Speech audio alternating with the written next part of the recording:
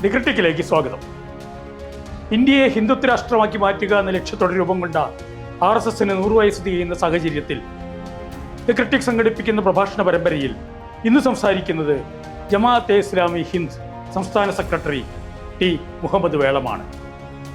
RSSന്റെ വംശീയ ദേശീയതയെക്കുറിച്ചും എന്തുകൊണ്ട് RSS മുസ്ലിമിനെ ഒന്നാം ശത്രുവായി കാണുന്നു എന്നതിനെക്കുറിച്ചും വേളം വിശദീകരിക്കുന്നു. ഏവർക്കും സ്വാഗതം.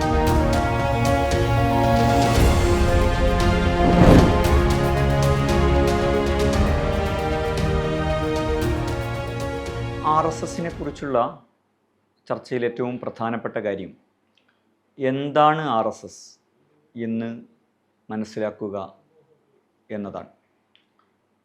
RSSനെ ശരിയായ വിധത്തിലല്ല നമ്മുടെ സാമൂഹിക, രാഷ്ട്രീയ, സാംസ്കാരിക രംഗങ്ങൾ മനസ്സിലാക്കുന്നത് എന്നാണ് ഞാൻ വിചാരിക്കുന്നത്. അതുതന്നെയാണ് RSSനെ പ്രതിരോധിക്കുന്നതിലുള്ള ഒരു വലിയ പരിമിതിയും പരാധീനതയും.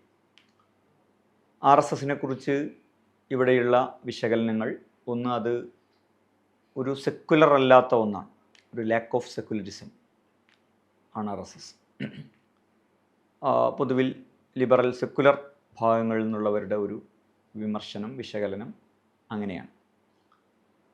രണ്ടാമത്തത്, അത് മുതലാളിത്തത്തിൻ്റെ ഒരു രൂപമാണ്.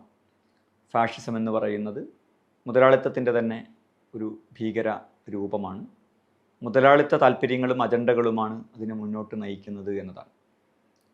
മൂന്നാമത്തത്, സവർണാധിപത്യം തിരിച്ചു കൊണ്ടുവരാനുള്ള, അല്ലെങ്കിൽ അതിനെ ഊട്ടിയുറപ്പിക്കാനുള്ള, ശക്തിപ്പെടുത്താനുള്ള ഒരു പ്രോജക്റ്റാണ് എന്നതാണ്. ഇത്തരം പല കാര്യങ്ങളും സംഘപരിവാറിൽ RSSൽ ഉൾപ്പെടുന്നുണ്ടെങ്കിലും RSS എന്നത് 4 കാര്യങ്ങളാണ് എന്നാണ് ഞാൻ വിചാരിക്കുന്നത്. ഒന്നാമതായി, അത് അടിസ്ഥാനപരമായി അതൊരു വംശീയ ആശയമാണ്. RSSൻ്റെ എല്ലാ ഘടകങ്ങളെയും എടുത്താലും അതിനെല്ലാം കൂടി പറയാവുന്ന, അതിനെല്ലാമുള്ള പൊതു സ്വഭാവം അത് വംശീയതയിൽ അധിഷ്ഠിതമായ ആശയമാണ്. ഇത്തരം വംശീയ ആശയങ്ങൾ ചരിത്രത്തിൽ ആധുനിക കാലത്തും ആധുനിക പൂർവ്വകാലത്തും എല്ലാം ഉണ്ടായിട്ടുണ്ട്. ഫാഷിസം, യൂറോപ്പിലെ ക്ലാസിക്കൽ ഫാഷിസം വംശീയ പ്രത്യയശാസ്ത്രമാണ്. ഇന്ത്യയിലെ ജാതി വ്യവസ്ഥയും വംശീയതയിൽ അധിഷ്ഠിതമാണ്. ഇങ്ങനെ പലതരം വംശീയ ആശയങ്ങളെ നമുക്ക് ചരിത്രത്തിൽ പരിചയമുണ്ട്. പക്ഷെ RSSൻ്റെ വംശീയത അടിസ്ഥാനമാക്കുന്നത് 4 കാര്യങ്ങളെയാണ്. ഒന്ന്, ഭാരതം എന്നവർ വിളിക്കുന്ന ഭൂമിയെയാണ്. ആ ഭൂമിക്ക് പവിത്രതയുണ്ട്. അത് പുണ്യഭൂമിയും അത് പിതൃഭൂമിയും പുണ്യഭൂമിയുമാണ്. ഇത് സവർക്കർ രേഖപ്പെടുത്തിയിട്ടുള്ള കാര്യമാണ്. അപ്പോൾ ആരാണ് ഹിന്ദുക്കൾ? ഹിന്ദുക്കളാണ് RSSൻ്റെ അടിസ്ഥാന ജനവിഭാഗം, അല്ലെങ്കിൽ ഹിന്ദു ഫോമേഷൻ. ഹിന്ദുക്കളെ ആണത് അഭിസംബോധന ചെയ്യുന്നത്, അത് സംഘടിപ്പിക്കുന്നത്. ആരാണ് ഹിന്ദുക്കൾ എന്നതിന് സവർക്കർ പറഞ്ഞതും ഗോൾവാൾക്കർ വിശദീകരിച്ചതുമായ കാര്യം പ്രധാനമായും ഈ 4 എണ്ണമാണ്. അത് ഇന്ത്യയെ പിതൃഭൂമിയായും പുണ്യഭൂമിയായും മനസ്സിലാക്കുക, അംഗീകരിക്കുക എന്നതാണ്. അപ്പം അത് ജന്മത്തിൻ്റെ പേരിലുള്ള, എന്തുകൊണ്ടാണ് ഹിന്ദുക്കൾ എന്ന് പറയുന്ന ഇന്ത്യക്കാർക്ക് ഇന്ത്യ പുണ്യഭൂമിയും പിതൃഭൂമിയുമാകുന്നത് എന്ന് ചോദിച്ചാൽ അത് നമ്മുടെ ജന്മസ്ഥലമാണ് എന്നതാണ്. എല്ലാ വംശീയതകളും ജന്മത്തെ അടിസ്ഥാനപ്പെടുത്തുന്നതാണ്. രണ്ടാമത്തത്, ഇത് സവർക്കർ ധാരാളമായിട്ട് രണ്ടാമത്തത്, ഇവിടെ ജനിച്ച മനുഷ്യർ, അവരെയാണ് അവർ ഹിന്ദുക്കൾ എന്ന് പറയുന്നത് അടിസ്ഥാനപരമായി. ആ മനുഷ്യർ ഒരുപാട് പ്രത്യേകതകൾ ഉള്ളവരാണ്. അതിനെക്കുറിച്ച് ഞാൻ ഒന്നുകൂടി വിശദീകരിക്കാം. മൂന്നാമത്തത്, ഇവിടെ ഉള്ള ആശയങ്ങൾ, ഇവിടെ ജന്മം കൊണ്ട ആശയങ്ങൾ. ഇപ്പോൾ ഹിന്ദുമതം, അതിൽ തന്നെയുള്ള വ്യത്യസ്ത ധാരകൾ, അതേപോലെ ബുദ്ധമതം, ജൈനമതം, സിഖ് മതം, ഇതൊക്കെ ശ്രേഷ്ഠമാണ്. അതിനൊറ്റ കാരണമേ ഉള്ളൂ, അത് ഇവിടെ ജനിച്ച ആശയങ്ങളാണ്. ആ ജന്മത്തെയും നാടുമായി ബന്ധിപ്പിച്ചുകൊണ്ട് വംശീയമാക്കുകയാണ് സംഘപരിവാർ ചെയ്യുന്നത്. നാലാമത്തത് ചാതുർവർണ്ണ്യ വ്യവസ്ഥയാണ്. ഇതിൽ ഓരോന്നും വിശദീകരിക്കാവുന്നതാണ്. ഈ ഭൂമി ഇത് പുണ്യഭൂമിയും പിതൃഭൂമിയുമായിട്ട് അംഗീകരിക്കുക, ഇത് സവർക്കർ തന്നെ വിശദീകരിച്ച കാര്യമാണ്. ഇതിന് ഗോൾവാൾക്കർ വീണ്ടും വിശദീകരിച്ചിട്ടുണ്ട്. ഈ ഭൂമി എന്ന് പറയുന്നത് പിന്നെ പുണ്യഭൂമിയാണ്. ആ ഭൂമി 2 സമുദ്രങ്ങൾക്കും ഇടയിൽ നിൽക്കുന്നതും ശ്രീലങ്ക ഉൾപ്പെടുന്നതും അപ്പുറം ഒരു ഇറാൻ മുതൽ സിംഗപ്പൂർ വരെയുള്ള ഭൂപ്രദേശത്തെയാണ് അവർ ഈ ഭാരത ഭൂമി എന്ന് പറയുന്നത്.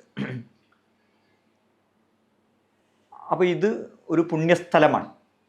എന്നല്ല ഗോൾവാൾക്കർ ഇതിനെ വിശദീകരിച്ചിട്ട് പറയുന്നത്, ഇപ്പം മുസ്ലിങ്ങളുടെയും ക്രിസ്ത്യാനികളുടെയും പ്രശ്നം അവരുടെ പുണ്യസ്ഥലം ഇതിന് പുറത്താണ്. മറ്റൊരു മതത്തിൽ അവർ വിശ്വസിക്കുന്നു, അവർക്ക് ഉപാസനകളോ ആചാരാനുഷ്ഠാന രീതികളോ വേറെ ഉണ്ടാകുന്നു എന്നത് പ്രശ്നമല്ല. അതേസമയം അവരുടെ പുണ്യസ്ഥലങ്ങൾ ഭാരതത്തിന് പുറത്താവുകയും അതിനോടവർ കൂറും വിശ്വസ്തതയും വെച്ച് പുലർത്തുകയും ചെയ്യുന്നു എന്നതാണ് സെമിറ്റിക് വ്യത്യസ്ത സെമിറ്റിക് മതങ്ങളെക്കുറിച്ച് ഗോൾവാൾക്കർ ഉന്നയിക്കുന്ന ഒരു പ്രശ്നം അല്ലെങ്കിൽ ആക്ഷേപം എന്ന് പറയുന്നത്. രണ്ടാമത്തത്, ഇവിടെയുള്ള മനുഷ്യർ, അപ്പോൾ ഈ ഭൂമി പുണ്യഭൂമിയാണ്. 2, ഇവിടെയുള്ള മനുഷ്യർ സവിശേഷമായ മനുഷ്യരാണ്. അപ്പോൾ ഇത് രണ്ടിനെയും ചേർത്തിട്ട് സവർക്കറും ഗോൾവാൾക്കറും ഒക്കെ വിശദീകരിക്കുന്ന ഗോൾവാൾക്കർ ഇത് വളരെ സ്പഷ്ടമായി വിശദീകരിച്ചിട്ടുണ്ട് അവർ നാഷണൽ ഹുഡ് ഡിഫൈൻഡ് എന്ന പുസ്തകത്തിൽ. ഇപ്പോൾ ഒരു മതകാര്യമായിട്ടാണ് പലപ്പോഴും RSSനെ മനസ്സിലാക്കാറുള്ളത്. ഇടതുപക്ഷമൊക്കെയാണ് അങ്ങനെ RSSനെ പിന്നെ നിർവചിക്കാനും ഒക്കെ ശ്രമിക്കാറുള്ളത്. ഒരു മതപ്രതിഭാസം അല്ലെങ്കിൽ മതം രാഷ്ട്രീയത്തിൽ ഇടപെടുന്നതിൻ്റെ പ്രശ്നമാണിത് എന്നതാണ്. RSSനെ സംബന്ധിച്ചിടത്തോളം മതം സാധാരണഗതിയിൽ മതവിശ്വാസികൾ അല്ലെങ്കിൽ വേദഗ്രന്ഥങ്ങൾ, ടെക്സ്റ്റുകൾ ഇതൊക്കെ പ്രതിനിധീകരിക്കുന്ന മതം അത്ര പ്രധാനമായ ഒരു കാര്യമല്ല. മറിച്ച് ദേശം എന്നതാണ് അവരെ സംബന്ധിച്ചിടത്തോളം ഏറ്റവും പ്രധാനമായ കാര്യം. ആ ദേശത്തിന് അവർ ദിവ്യ പദവി നൽകുകയും അല്ലെങ്കിൽ ആ ദിവ്യ പദവി അതിൽ ആരോപിക്കുകയും ചെയ്യുന്നു. ഗോൾവാൾക്കർ വളരെ സ്പഷ്ടമായിട്ട് പറയുന്നുണ്ട്, പലരും പലതിനെയും പൂജിക്കുന്നുണ്ട്, അരൂപിയായ കേവലമായ ഒരു സത്തയെ, ദൈവത്തെ ആളുകൾ അന്വേഷിക്കുന്നുണ്ട്. ഇതിലൊന്നും ഒരു കഥയുമില്ല, ഇതുകൊണ്ടൊന്നും ഒരു കാര്യവുമില്ല.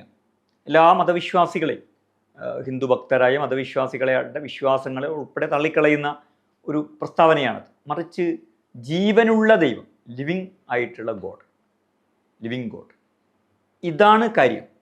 ഇതാരാണെന്ന് ചോദിച്ചാൽ അത് ഹിന്ദു സമാജമാണ്. അതാണ് ജീവനുള്ള ദൈവം എന്ന് പറയുന്നത്. അപ്പോൾ ഹിന്ദു സമാജം അല്ലെങ്കിൽ ഇന്ത്യക്കാർ എന്ന് പറയുന്നതിന് ദിവ്യ പദവി നൽകുകയാണ്. ഈ നാട് തന്നെ ദിവ്യമായിട്ടുള്ള ഒന്നാണ്.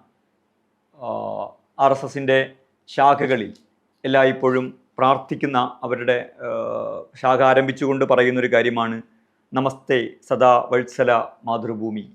ഈ മാതൃഭൂമിയെ വന്ദിക്കുന്നു, അതിനെ ആരാധിക്കുന്നു എന്നർത്ഥത്തിൽ. അപ്പോൾ ഈ ഭൂമിയും ഇതിലെ ജനങ്ങളും ദിവ്യത്വമുള്ള ആളുകളാണ്. അപ്പോൾ അദ്വൈതത്തെ RSS വിശദീകരിക്കുന്നത്, അദ്വൈതം ഒരു ഹിന്ദു മതസങ്കല്പമാണ്, അതിന് പല പരിമിതികളുമുണ്ട്. അതിന് ഏറ്റവും വലിയ പരിമിതി അതിൽ അപരനില്ല എന്നുള്ളതാണ്. അപരനില്ല എന്ന് പറയുന്നത് ഒറ്റക്കേൾവിയിൽ അത് വളരെ മഹത്തരമായി തോന്നാമെങ്കിലും അപരനില്ലാതിരിക്കുക എന്നത് വലിയ പ്രശ്നമാണ്. എൻ്റെ അപ്പുറത്ത് മറ്റൊരാളുണ്ട്, അയാൾ എന്നിൽ നിന്ന് വേറിട്ടതും വ്യത്യസ്തനുമായ ഒരാളാണ്. അയാളെ മാനിക്കാൻ, അതൊരു വ്യക്തിയാകാം, സമൂഹങ്ങളാകാം, മതങ്ങളാകാം, അവരെ മാനിക്കാൻ നമ്മൾ ബാധ്യസ്ഥരാണ്. ഇതാണ് സാഹോദര്യത്തിൻ്റെയും സഹവർത്തിത്വത്തിൻ്റെയും കോ എക്സിസ്റ്റൻസിൻ്റെയും ജനാധിപത്യത്തിൻ്റെയും ഒക്കെ ഒരു അടിസ്ഥാന കാര്യം എന്ന് പറയും, സങ്കല്പം എന്ന് പറയുന്നത്. അതിനെ അദ്വൈതം നിരാകരിക്കുന്നു. പക്ഷേ അത് കുറെ കൂടി തിയോളജിക്കലായ ഒരു വിഷയമാണ്. പക്ഷേ RSS അദ്വൈതത്തെ വ്യാഖ്യാനിക്കുന്നത് ഹിന്ദു ആദിശങ്കരൻ അദ്വൈതത്തെ വ്യാഖ്യാനിച്ചതുപോലെയോ അല്ലെങ്കിൽ ഹിന്ദു ടെക്സ്റ്റുകൾ വ്യാഖ്യാനിക്കുന്നത് പോലെയോ വിശദീകരിക്കുന്നത് പോലെയോ അതിൻ്റെ പുരോഹിതന്മാർ അതിനെ വിശദീകരിക്കുന്നത് പോലെയോ അല്ല.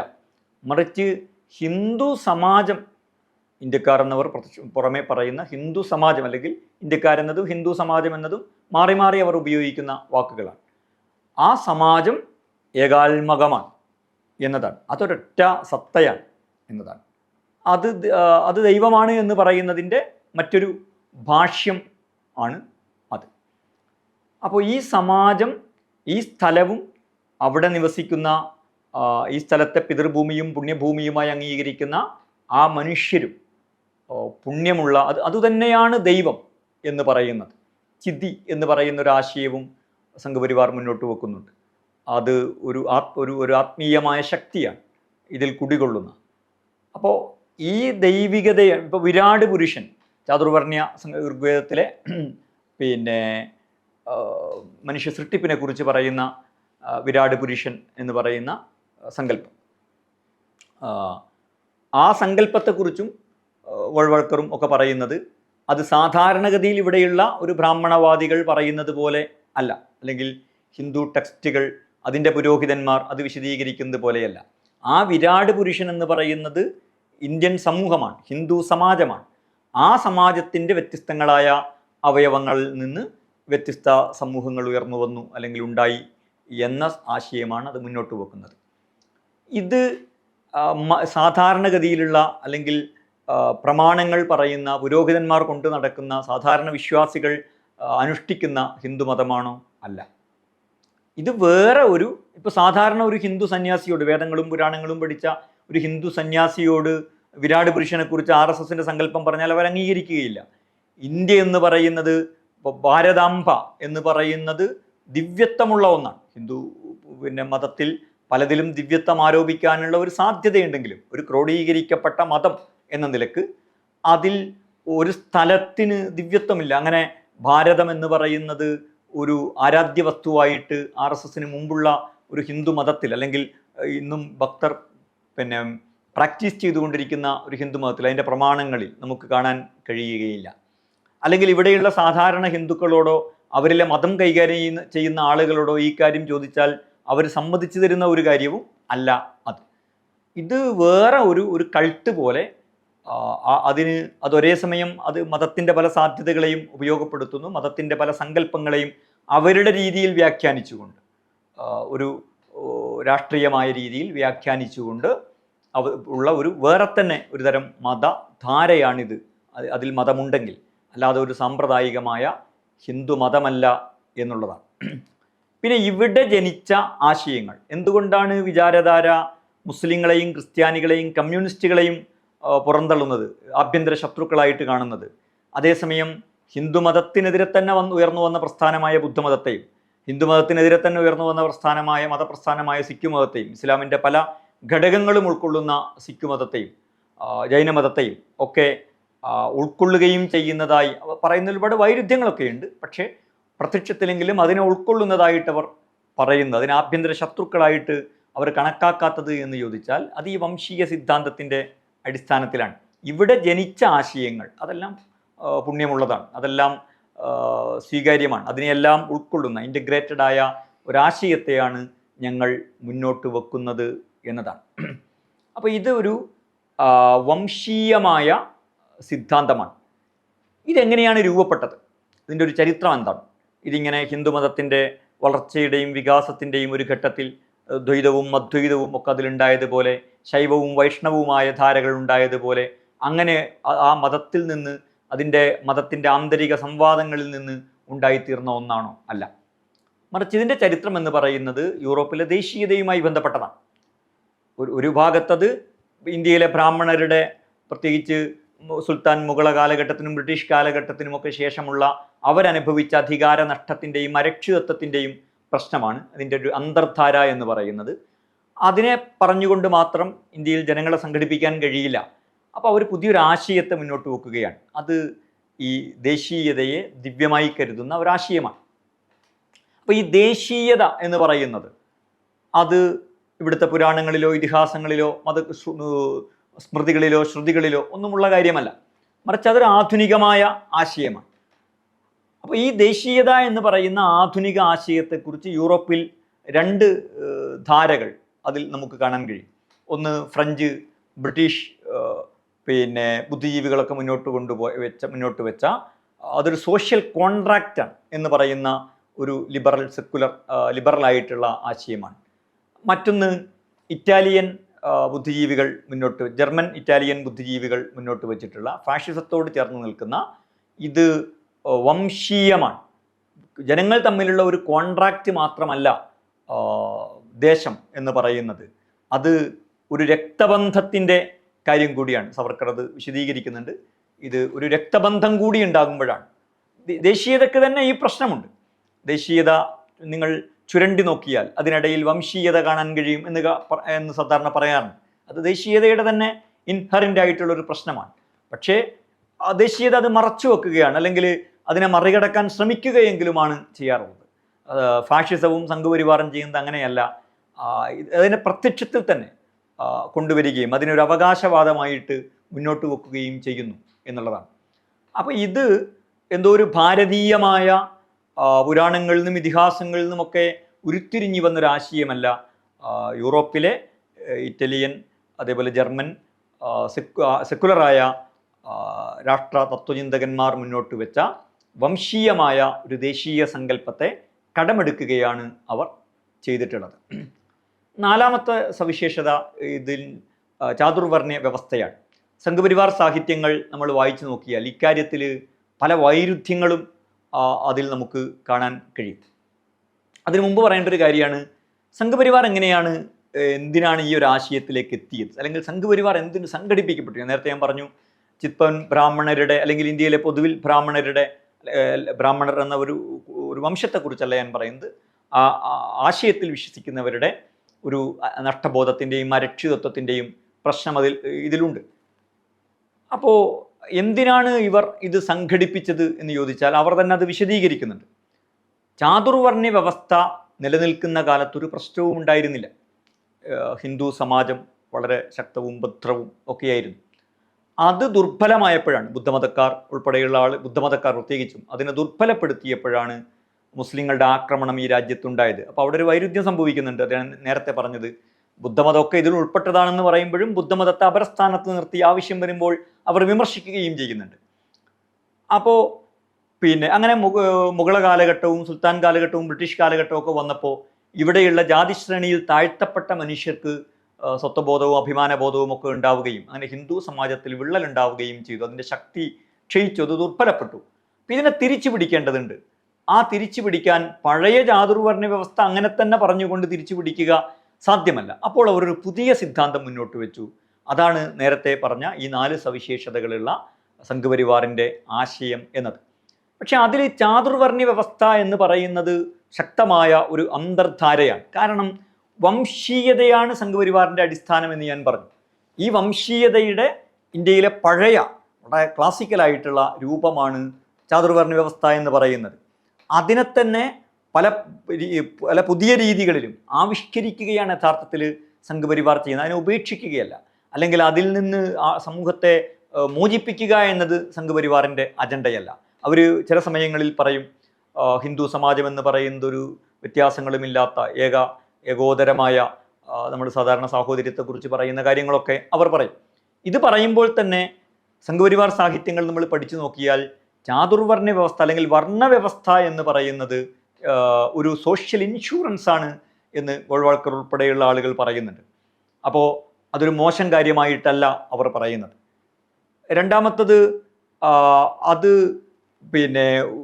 നിലനിന്നിരുന്ന കാലത്ത് ചാതുർവർണ്ണ വ്യവസ്ഥ യഥോചിതം ധർമ്മം പാലിക്കുക എന്നവർ പറയുന്നത് തന്നെ ഈ ചാതുർവർണ്ണ വ്യവസ്ഥ പാലിക്കുക എന്നതിനെയാണ്. അപ്പോൾ അങ്ങനെ ധർമ്മം പുലർന്നിരുന്ന കാലത്ത് ഭരണകൂടത്തിൻ്റെ ഇടപെടലുകളില്ലാതെ തന്നെ സമൂഹത്തിൽ എല്ലാ ആളുകളും അവരവരുടെ ധർമ്മങ്ങൾ നിർവഹിച്ചിരുന്ന കമ്മ്യൂണിസ്റ്റുകൾ വർഗരഹിത സമൂഹം എന്നൊക്കെ പറയുന്നത് പോലെ സർക്കാരിൻ്റെ നിയന്ത്രണങ്ങളൊന്നും ആവശ്യമില്ലാതിരുന്ന ഒരു മനോഹരമായ കാലം കഴിഞ്ഞു പോയിരുന്നു എന്നാണ് അവർ പറയുന്നത്. അതിനെ ബുദ്ധന്മാർ, ക്രിസ്ത്യാനികൾ, മുസ്ലിങ്ങൾ, ബ്രിട്ടീഷുകാർ, മുഗളന്മാർ, സുൽത്താൻമാർ ഇവരൊക്കെ ദുർബലപ്പെടുത്തി കളഞ്ഞു. എന്താണ് അവരുടെ പ്രശ്നം? അപ്പോൾ ഇതൊരു സോഷ്യൽ ഇൻഷുറൻസ് ആണെങ്കിൽ ആ വ്യവസ്ഥയാകട്ടെ വളരെ ശ്രേണീബദ്ധവുമാണ്. അതെങ്ങനെയാണ്? പിന്നെ ജാതി ആവശ്യമില്ല, ഏകോദര സഹോദരന്മാരാണ് എന്ന് പറയുന്ന 2 വാദങ്ങളും ഒരുമിച്ച് നിലനിൽക്കുകയില്ല എന്നതാണ് പ്രശ്നം. ഇനി ഇപ്പറയുന്നത് ഉച്ചനീചത്വങ്ങളൊന്നുമില്ല, ഒരു ലേബർ ഡിവിഷൻ മാത്രമാണ് എന്നാണ് അവർ പലപ്പോഴും വിശദീകരിക്കാൻ ശ്രമിക്കാറുള്ളത്. പക്ഷെ ആ വാദത്തിനും പ്രശ്നങ്ങളുണ്ട്. കാരണം ലേബർ ഡിവിഷൻ എന്ന് പറയുന്നത് ഒരാൾ ജനിക്കുമ്പോൾ തന്നെ അതിനെ വളരെ മനോഹരമായിട്ട് അവർ വിശദീകരിക്കുന്നുണ്ട്. സമൂഹത്തിൽ മത്സരങ്ങളില്ലാത്ത എന്നാൽ അനുരഞ്ജനമുള്ളൊരു വ്യവസ്ഥയായിട്ട് ചാതുർവർണ്ണ വ്യവസ്ഥയെ അവർ വിശദീകരിക്കുന്നത് കാണാൻ കഴിയും. പക്ഷേ ഒരാൾ ജനിക്കുമ്പോൾ തന്നെ എന്ത് തൊഴിലാണ് ചെയ്യേണ്ടത് എന്ന് നിശ്ചയിക്കപ്പെടുന്നു എന്നതാണ് എൻ്റെ എല്ലാ മനോഹാരിതയുടെയും അടിസ്ഥാനം. അപ്പോൾ ഒരാൾക്ക് തെരഞ്ഞെടുപ്പിന് അധികാരമില്ലാത്ത ഒരു വ്യവസ്ഥ, ഒട്ടും ചലനാത്മകമല്ലാത്തൊരു വ്യവസ്ഥ, ജന്മം കൊണ്ട് തന്നെ ഇന്ന തൊഴിലാണ് ചെയ്യേണ്ടത് എന്ന് അടിച്ചേൽപ്പിക്കപ്പെടുന്ന വ്യവസ്ഥ, അതിന് രണ്ട് കുഴപ്പമുണ്ട്. അതിൽ വലിയ വയലൻസ് ഉണ്ട്. അതൊട്ടും ഡൈനാമിക് അല്ലാത്ത, ചലനാത്മകമല്ലാത്ത ഒരു വ്യവസ്ഥയാണ്. സമൂഹം വളരുകയും പുരോഗമിക്കുകയും ചെയ്യുന്നത് അതിനകത്ത് ചലനാത്മകത, ഡൈനാമിസം ഉണ്ടാകുമ്പോൾ മാത്രമാണ് എന്ന് നമുക്ക് കാണാൻ സാധിക്കും. അപ്പോൾ പിന്നെ നേരത്തെ ഞാൻ പറഞ്ഞ ഈ മണ്ണിനെയും ഈ ഇവിടെയുള്ള ആശയങ്ങളെയും ഇവിടെയുള്ള മനുഷ്യരെയും, ഇത് അംഗീകരിക്കുന്ന മനുഷ്യരെയും പുണ്യമായിട്ട് പ്രഖ്യാപിക്കുന്നു, കാണുന്നു. ഇത് വളരെ സങ്കുചിതവും വംശീയവുമായ ഒരു കാഴ്ചപ്പാടാണ്. ചാതുർവർണ്ണ വ്യവസ്ഥ അതിൻ്റെ ഒരു അന്തർധാരയുമാണ്. ഇന്ത്യയിലെ മുസ്ലിങ്ങളെ കുറിച്ച് സംഘപരിവാർ പറയുന്ന ഒരു കാര്യമുണ്ട്, അവർ ഹിന്ദുക്കളെ മാതൃകയാക്കണം. അപ്പോൾ ഈ ഹിന്ദുക്കൾ ആരെയാണ് മാതൃകയാക്കേണ്ടത്? ഹിന്ദുക്കൾ ബ്രാഹ്മണരെ മാതൃകയാക്കണം. അതുകൊണ്ടാണ് വെജിറ്റേറിയനിസം എന്ന് പറയുന്നത് സംഘപരിവാറിൻ്റെ പ്രധാനപ്പെട്ട ഒരു ആശയമാകുന്നത്. ഇന്ത്യയിലെ ഹിന്ദുക്കൾ എന്നവർ പറയുന്നവർ തന്നെ നമ്പൂതിരി മുതൽ നായാടി വരെയുള്ള സമൂഹങ്ങളെല്ലാം വെജിറ്റേറിയൻസ് അല്ല, മറിച്ച് അവരിൽ പല സമൂഹങ്ങളും പരമ്പരാഗതമായി തന്നെ മാംസം, മീനും ഒക്കെ കഴിക്കുന്നവരാണ്. പക്ഷെ അവർ മാതൃകയാക്കേണ്ടത് ആരെയാണ്? അവർ ബ്രാഹ്മണരെയാണ്. ഇങ്ങനെ ബ്രാഹ്മണരുടെ ആധിപത്യത്തെ പല രീതിയിൽ കൊണ്ടുവരുന്ന ഒരു വംശീയ പദ്ധതിയാണ്. അല്ലാതെ അവർ പരിഹസിക്കുന്ന, ഇപ്പോൾ കോൺഗ്രസ് ഒക്കെ മുന്നോട്ട് വെക്കുന്ന അല്ലെങ്കിൽ യൂറോപ്യൻ ലിബറലിസം മുന്നോട്ട് വെക്കുന്ന ഒരു ദേശീയത എന്ന് പറയുന്നത് നാനാത്വത്തിൽ ഏകത്വം, മൾട്ടി കൾച്ചറലിസം, വ്യത്യസ്ത വ്യക്തികളും സമൂഹങ്ങളും ഒക്കെ ജീവിക്കുന്ന സോഷ്യൽ കോൺട്രാക്റ്റിന്റെ അടിസ്ഥാനത്തിലുള്ള ഒരു വ്യവസ്ഥയാണ് എന്നതിനെ സംഘസാഹിത്യങ്ങൾ പരിഹസിക്കുന്നത് കാണാൻ കഴിയും. അതെങ്ങനെയാണ് സാധ്യമാവുക? ഒരേ രക്തം എല്ലാവരിലും ഒഴുകുന്ന ഒരു വംശരക്തമില്ലാതെ എങ്ങനെയാണ് ദേശീയത ഉണ്ടായിത്തീരുക എന്ന് ഈ ഇറ്റാലിയൻ ചിന്തകരെയൊക്കെ മുൻനിർത്തിയിട്ട് അവർ ചോദിക്കുന്നത് കാണാൻ കഴിയും. അതുകൊണ്ടാണ് 2005 സോണിയാഗാന്ധിയെ UPA ലീഡറായിട്ട് തെരഞ്ഞെടുത്തപ്പോൾ അതിശക്തമായ എതിർപ്പ് സംഘപരിവാറിന്റെ ഭാഗത്ത് നിന്നുണ്ടായത്. അവർ ഇന്ത്യൻ പൗരയാണ്, ഇന്ത്യയിൽ തെരഞ്ഞെടുപ്പിൽ മത്സരിച്ച് ഒരു മണ്ഡലത്തിൽ നിന്ന് ജയിച്ച MP ആണ്, ജനപ്രതിനിധിയാണ്. എന്നിട്ടും അവർക്ക്, ഇന്ത്യൻ പൗരയായ അവർക്ക്, ഇന്ത്യയിലെ അന്ന് ജയിച്ച മുന്നണിയുടെ, അതിലെ ഏറ്റവും വലിയ പാർട്ടിയുടെ അതിനു മുമ്പേ തന്നെയുള്ള നേതാവും അവരുടെ പാർലമെന്ററി പാർട്ടി അധ്യക്ഷയായിട്ട് തെരഞ്ഞെടുക്കപ്പെട്ടിട്ടും അവർക്ക് ഇന്ത്യയുടെ പ്രധാനമന്ത്രിയാകാൻ കഴിയാതെ പോയത് രാജ്യത്തെക്കുറിച്ചുള്ള സംഘപരിവാറിൻ്റെയും മറ്റുള്ളവരുടെയും സങ്കല്പങ്ങളുടെ വ്യത്യാസമാണ്. പക്ഷേ സംഘപരിവാറിൻ്റെ ആ കാഴ്ചപ്പാടിന് മുമ്പിൽ കോൺഗ്രസിനും അന്നത്തെ UPAക്കും ഇന്ത്യൻ സമൂഹത്തിനും കീഴടങ്ങേണ്ടി വന്നു. അത്ര സംഘപരിവാറിന് പുറത്തും അത്രയും ശക്തിയുള്ള, ഇവിടുത്തെ അവരെല്ലാത്തവരിലും സമ്മർദ്ദശേഷിയുള്ള ഒരാശയമാണ് ഇത് എന്ന് നമുക്ക് മനസ്സിലാക്കുവാൻ സാധിക്കും. അപ്പോൾ സംഘപരിവാർ ഒരു മുതലാളിത്ത പദ്ധതി മാത്രമല്ല, അതൊരു വംശീയ പദ്ധതി കൂടിയാണ്.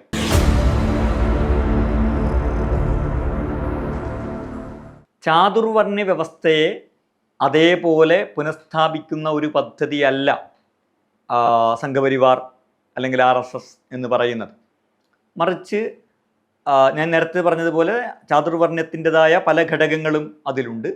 അതേസമയം ദേശീയതയെ അടിസ്ഥാനപ്പെടുത്തുന്ന ഒരു പുതിയ വംശീയ പദ്ധതി യഥാർത്ഥത്തിൽ സംഘപരിവാർ മുന്നോട്ട് വെക്കുന്നത് കാണാൻ കഴിയും. അതിൻ്റെ ഒരു സാംസ്കാരികമായ അന്തർധാര ബ്രാഹ്മണ്യവും ചാതുർവർണ്ണ വ്യവസ്ഥയുമാണെങ്കിലും അതിനേക്കാൾ മുന്നിൽ നിൽക്കുന്ന ദേശീയതയെക്കുറിച്ചുള്ള വംശീയ കാഴ്ചപ്പാട് എന്നത് സംഘപരിവാറിനെ സംബന്ധിച്ചിടത്തോളം വളരെ പ്രധാനപ്പെട്ട ഒന്നാണ്. അതേപോലെ ഇടതുപക്ഷം പറയുന്നത് പോലെ ഇതൊരു മുതലാളിത്തത്തിൻ്റെ ഒരു ബീഭത്സ രൂപം മാത്രമല്ല. അഥവാ സംഘപരിവാർ മുസ്ലിം വിരുദ്ധത പ്രകടിപ്പിക്കുന്നത് അത് അവരുടെ മുതലാളിത്ത നയങ്ങളെ അതിൽ നിന്ന് ജനശ്രദ്ധ തിരിക്കാൻ ഒരു പുകമറ സൃഷ്ടിച്ച് അവർക്ക് അവരുടെ കോർപ്പറേറ്റ് അജണ്ടകൾ നടപ്പിലാക്കാനുള്ള ഒരു കാര്യം മാത്രമല്ല. സംഘപരിവാർ എന്ന് പറയുന്നത് ഇപ്പോൾ വലതുപക്ഷ പാർട്ടികൾ ലോകത്ത് പലയിടത്തും ഉണ്ട്. ഇപ്പോൾ ഇന്ത്യയിൽ പഴയ സ്വതന്ത്ര പാർട്ടി ഒരു വളരെ ശക്തമായ ഒരു വലതുപക്ഷ പാർട്ടിയാണ്. വലതുപക്ഷ സാമ്പത്തിക നയങ്ങൾ മുന്നോട്ട് വെക്കുന്ന രാഷ്ട്രീയ പാർട്ടികൾ എന്നത് ലോകത്തിന് അപരിചിതമായ ഒരു കാര്യമല്ല. ഇടതുപക്ഷ പാർട്ടികളുള്ളതുപോലെ വലതുപക്ഷ പാർട്ടികളും ഇന്ത്യയിലത് അത്ര ശക്തമല്ലെങ്കിലും കോൺഗ്രസ് ഒരു സെൻട്രലിസ്റ്റ് പാർട്ടിയോ പലപ്പോഴും ഒരു ലെഫ്റ്റ് പാർട്ടിയോ തന്നെ ആയതുകൊണ്ട് ഇന്ത്യയിൽ അത്ര ശക്തമായ ഒരു വലതുപക്ഷ രാഷ്ട്രീയം, സ്വതന്ത്രമായ വംശീയതയിൽ നിന്ന് സ്വതന്ത്രമായ ഒരു വലതുപക്ഷ രാഷ്ട്രീയം നമുക്ക് പരിചയമില്ലാത്തത് കൊണ്ടാണ്. അത് ലോകത്ത് പ്രാക്ടീസ് ചെയ്തുകൊണ്ടിരിക്കുന്ന ഒരു കാര്യമാണ്. അതല്ല സംഘപരിവാർ എന്ന് പറയുന്നത്. അവരെ സംബന്ധിച്ചിടത്തോളം മുസ്ലിം വിരുദ്ധതയോ ദളിത് വിരുദ്ധതയോ ആദിവാസി വിരുദ്ധതയോ ഒന്നും കോർപ്പറേറ്റ് അജണ്ടകളിൽ നിന്ന്, പ്രത്യേകിച്ച് മുസ്ലിം വിരുദ്ധത, കോർപ്പറേറ്റ് അജണ്ടകളിൽ നിന്ന് ജനശ്രദ്ധ തെറ്റിക്കാനുള്ള പുകമറയല്ല, മറിച്ച് അവരൊരു വംശീയതയെ മുന്നോട്ട് വെക്കുന്നത് കൊണ്ട് തന്നെ ആ വംശീയതയുടെ അപരസ്ഥാനത്തുള്ള മുസ്ലിങ്ങൾക്കെതിരെയുള്ള, രണ്ടാമതായി ദളിതുകൾക്കും ആദിവാസികൾക്കുമൊക്കെ എതിരെയുള്ള, പിന്നോക്കക്കാർക്കെതിരെയുള്ള ഈ അവരുടെ അജണ്ടകൾ, അവരുടെ പദ്ധതികൾ എന്ന് പറയുന്നത് അവരുടെ സ്വതന്ത്രമായ പദ്ധതികൾ തന്നെയാണ്. മറ്റെന്തോ ഒന്നിൻ്റെ നിന്ന് ശ്രദ്ധ തിരിച്ചുവിടാനുള്ള ഒരു കാര്യമല്ല എന്നല്ല. ഒരുപക്ഷെ കോർപ്പറേറ്റ് അജണ്ടകളോട് ഏതോ ഒരു ഘട്ടത്തിൽ തീർച്ചയായിട്ടും ഇതിൽ കോർപ്പറേറ്റ് ഘടകങ്ങളുണ്ട്. മുസോളിനിയാണ് ഫാഷിസത്തെ അല്ലെങ്കിൽ നാസിസത്തെ കുറിച്ച് പ്രസിദ്ധമായൊരു നിർവചനം പറയുന്നത്. കോർപ്പറേറ്റുകളും ഗവൺമെൻറ്റും തമ്മിലുള്ള അതിർവരമ്പുകൾ ഇല്ലാതായി തീരലാണ് നാസിസം അല്ലെങ്കിൽ ഫാഷിസം എന്ന് മുസോളിനി പറയുന്നത്.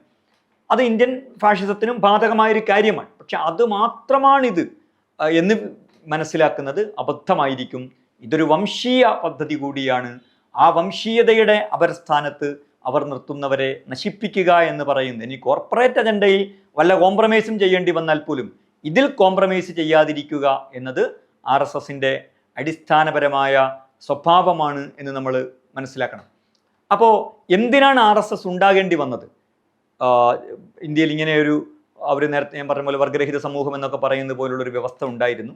പിന്നീട് മുഗളന്മാരുടെയും അതിനു മുമ്പ് സുൽത്താൻമാരുടെയും മുഗളന്മാരുടെയും ബ്രിട്ടീഷുകാരുടെയും ഒക്കെ കടന്നുവരവോടുകൂടി അത് ദുർബലപ്പെട്ടു പോയി. അങ്ങനെ അതിനെ തിരിച്ചു കൊണ്ടുവരാനുള്ള, ഇനി ഹിന്ദു സമാജത്തെ ഏകീകരിക്കണമെങ്കിൽ ഉള്ള ഒരു പദ്ധതിയായാണ് RSS യഥാർത്ഥത്തിൽ അവർ പറഞ്ഞുകൊണ്ട് തന്നെ, അത് നമ്മൾ അവരുടെ മേൽ ആരോപിക്കുന്നതല്ല, അവർ സ്വയം അവകാശപ്പെടുന്നത് തന്നെ അതിനുവേണ്ടി ദേശീയതയെ മുൻനിർത്തിയുള്ള ഒരു പുതിയ പദ്ധതിയും പരിപാടിയും അവതരിപ്പിക്കുന്നു എന്നാണ് അവർ പറയുന്നത്. യഥാർത്ഥത്തിൽ ചാതുർവർണ്ണ വ്യവസ്ഥക്ക് പരിക്കുകൾ സംഭവിച്ചു ബുദ്ധമതത്തിൻ്റെ ഉദയത്തിലൂടെ, പിന്നീട് ഇസ്ലാമിൻ്റെ കടന്നുവരവിലൂടെ, അതേപോലെ ക്രിസ്തുമതത്തിൻ്റെ കടന്നുവരവിലൂടെ, സിഖ് മതത്തിൻ്റെ പ്രവർത്തനങ്ങളിലൂടെ, ഇങ്ങനെ പലതരത്തിലുള്ള ആഭ്യന്തരവും വൈദേശികവുമായ പലതരം പുതിയ ആശയങ്ങളിലൂടെ ചാതുർവർണ്ണ വ്യവസ്ഥക്ക് പരിക്കുകൾ സംഭവിച്ചു. അവർ തന്നെ പറയുന്നത് പോലെ അടിച്ചമർത്തപ്പെട്ട ജനങ്ങളിൽ നിന്ന് പുതിയ ഉയർത്തെഴുന്നേൽപ്പുകൾ ഉണ്ടായി, അതിലൂടെ ഇത് ദുർബലപ്പെടുന്നു എന്നതാണ് അവരുടെ അടിസ്ഥാനപരമായ പ്രശ്നമെങ്കിലും ആ ചാതുർവർണ്ണ വ്യവസ്ഥയെ പുനഃസ്ഥാപിക്കുക എന്നതല്ല, ഇത് പുത്തനായിട്ടുള്ള പുതിയ ഒരു പദ്ധതിയാണ് എന്ന് അതിനങ്ങനെ തന്നെ നമ്മൾ മനസ്സിലാക്കേണ്ടതാണ്. ഇസ്ലാമും പിന്നെ RSSും സംഘപരിവാറും തമ്മിലുള്ള ഒരു അടിസ്ഥാനപരമായ പ്രശ്നം എന്താണ്? സംഘപരിവാറിൻ്റെ ഏറ്റവും വലിയ ശത്രു എന്ന് പറയുന്നത് മുസ്ലിങ്ങളാണ്. മുസ്ലിങ്ങൾ എന്തോ ചെയ്യുന്നത് കൊണ്ടല്ല, മുസ്ലിങ്ങൾ RSSനെതിരെ ഒന്നും ചെയ്യാതെ ഇങ്ങനെ നിശബ്ദമായി ഇവിടെ ജീവിച്ചാൽ പോലും അവർ RSSനെ സംബന്ധിച്ചിടത്തോളം മുസ്ലിങ്ങൾ ശത്രുക്കളാണ്.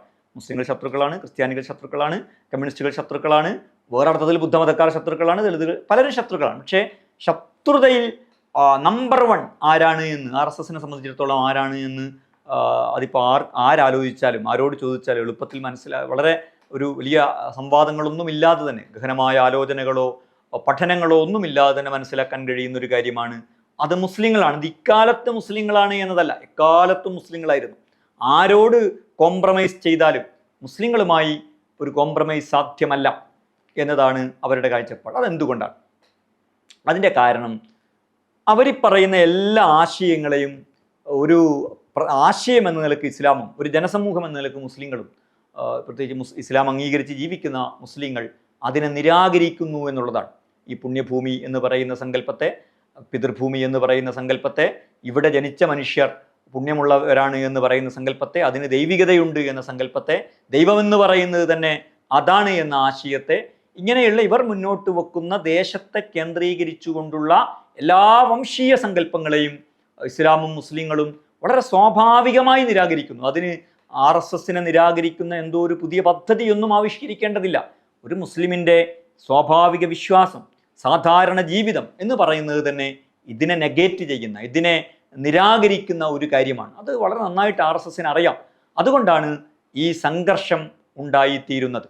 അതുകൊണ്ട് തന്നെ RSSനെ ഇത്തരത്തിലുള്ള ദേശത്തെ കേന്ദ്രീകരിച്ചുള്ള, ദേശത്തിന് ദൈവിക പരിവേഷം നൽകുന്നതിൻ്റെ പ്രശ്നം, ദേശം ഈ ദേശീയ ഭ്രാന്താണ് ലോകത്ത് 1ഉം 2ഉം ലോകയുദ്ധങ്ങൾ ഉണ്ടാക്കിയത്, ലോകത്തെ നിരന്തരം സംഘർഷങ്ങളിലേക്ക് കൊണ്ടുപോകുന്നത്. സാധാരണ പറയാറുണ്ട് മതം സമൂഹത്തിൽ രാഷ്ട്രീയത്തിലൊക്കെ ഇടപെടുന്നതാണ് ലോകത്ത് സംഘർഷം ഉണ്ടാക്കുന്നതെന്ന്. മതം അതിൻ്റെ മൂല്യങ്ങളിൽ നിന്നുകൊണ്ട് സമൂഹത്തിൽ ഇടപെട്ടാൽ സമൂഹത്തിലൊരു കുഴപ്പം ഉണ്ടാക്കില്ല, സമൂഹത്തിന് അത് ഗുണകരമാണ്.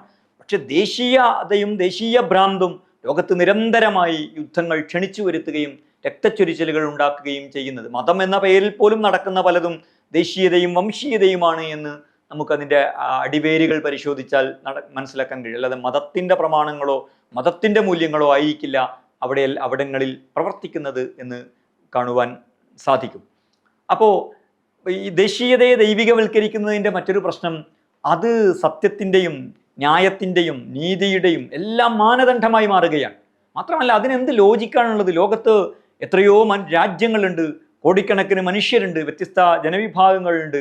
അവിടെ തങ്ങൾ മാത്രമാണ് ശ്രേഷ്ഠർ, തങ്ങൾ ദൈവികമാണ് എന്ന് പറയുന്നത് അതിൻ്റെ ഒരു മാനവികതയുടെ ഏറ്റവും വലിയ മാനവികതയെ നിരാകരിക്കുന്ന, ഏറ്റവും വലിയ രീതിയിൽ നിരാകരിക്കുന്ന ഒരാശയമാണ്. നമ്മളെ ഈ കിണറ്റിലെ തവളകളെ പോലെ ആക്കി തീർക്കുന്ന, വാതിലടച്ചു കളഞ്ഞിട്ട് ലോകത്തെ മുഴുവൻ പുറത്താക്കുന്ന, ലോകത്തെ നിരാകരിക്കുന്ന, മനുഷ്യൻ്റെ സാകല്യത്തെയും എല്ലാം സാർവലൗകികതയെയും ഒക്കെ നിരാകരിക്കുന്ന ഒരാശയമാണത്.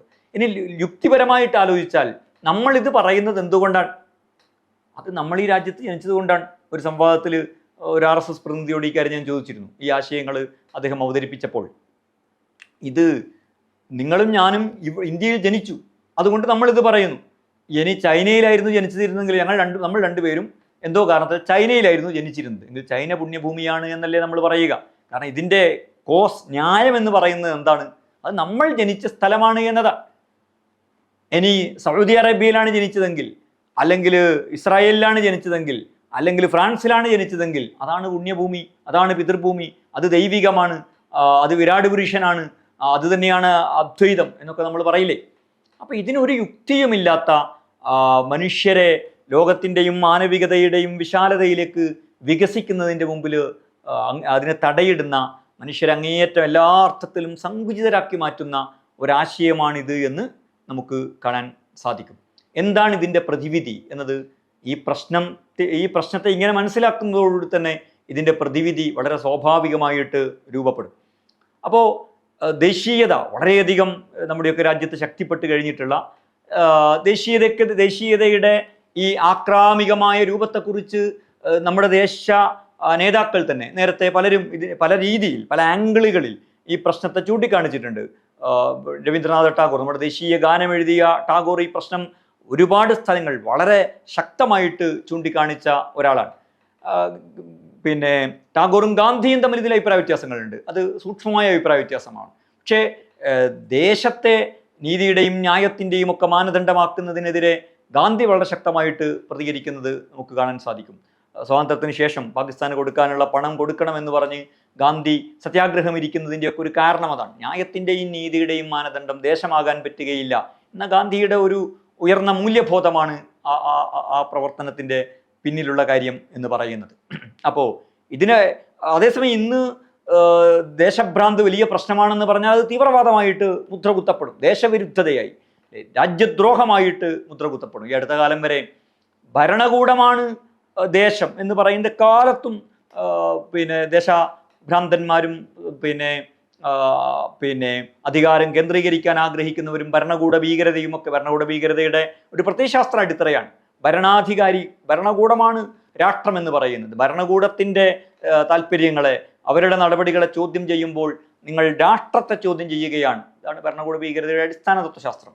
പക്ഷെ ഇപ്പം അവിടെ നിന്നും കടന്നിട്ട് രാജ്യത്തെ കോർപ്പറേറ്റുകളെ നിങ്ങൾ ചോദ്യം ചെയ്താൽ അത് ദേശവിരുദ്ധമാണ്. രാഷ്ട്രം എന്ന് പറയുന്നത് ഭരണകൂടം മാത്രമല്ല, കോർപ്പറേറ്റുകളും രാഷ്ട്രമാണ് എന്ന് പറയുന്നിടത്തേക്ക് ഇത് ടാറ്റയ്ക്കെതിരെയുള്ള സമരം ദേശവിരുദ്ധമായി തീരുന്നത് അങ്ങനെയാണ്. ആ സമരം ശരിയാണോ തെറ്റാണോ ആ ഡിബേറ്റിനൊക്കെ പ്രസക്തി ഉണ്ടാകാം, ടാറ്റ ശരിയാണോ തെറ്റാണോ എന്ന ഡിബേറ്റിനും പ്രസക്തി ഉണ്ടാകാം. പക്ഷെ അത് ദേശവിരുദ്ധമാണ് എന്ന് വരുന്നത് ഭരണകൂടമാണ് രാഷ്ട്രം, ഭരണകൂടങ്ങളെ താങ്ങി നിർത്തുന്ന കോർപ്പറേറ്റുകളാണ് രാഷ്ട്രം എന്നിടത്തേക്ക് കാര്യങ്ങൾ എത്തുന്നത് കൊണ്ടാണ്.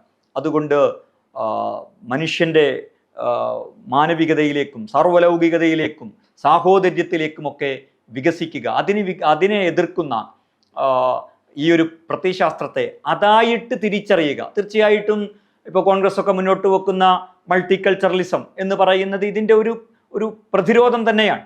പക്ഷേ ഈ പ്രത്യയശാസ്ത്രത്തെ അതിൻ്റെ ആഴത്തിൽ മനസ്സിലാക്കുകയും ഈ വംശീയതയെ ദേശത്തെ അടിസ്ഥാനമാക്കിയുള്ള ദേശത്തിലെ ജനങ്ങളെയും ദേശത്തിലുണ്ടായിട്ടുള്ള ആശയങ്ങളെയും അടിസ്ഥാനമാക്കിയുള്ള ഈ വംശീയ പദ്ധതിയെ അതായിട്ട് കൃത്യമായി തിരിച്ചറിയുകയും അതിനെ തുറന്നു കാണിക്കുകയും അതിൻ്റെ യുക്തിവിരുദ്ധതകളും അതിൻ്റെ മണ്ടത്തരങ്ങളും അതിൻ്റെ മാനവിക വിരുദ്ധതയും അത് എങ്ങനെയാണ് നമ്മളെ തന്നെ പരിമിതപ്പെടുത്തി കളയുകയും നമ്മളുടെ തന്നെ മനുഷ്യൻ വികസിക്കുക എന്ന് പറഞ്ഞാൽ ലോകത്തിലേക്ക് വികസിക്കുക എന്നുള്ളതാണ്, പ്രപഞ്ചത്തിലേക്ക് വികസിക്കുക എന്നുള്ളതാണ്, മാനവികതയിലേക്ക് വികസിക്കുക എന്നുള്ളതാണ്.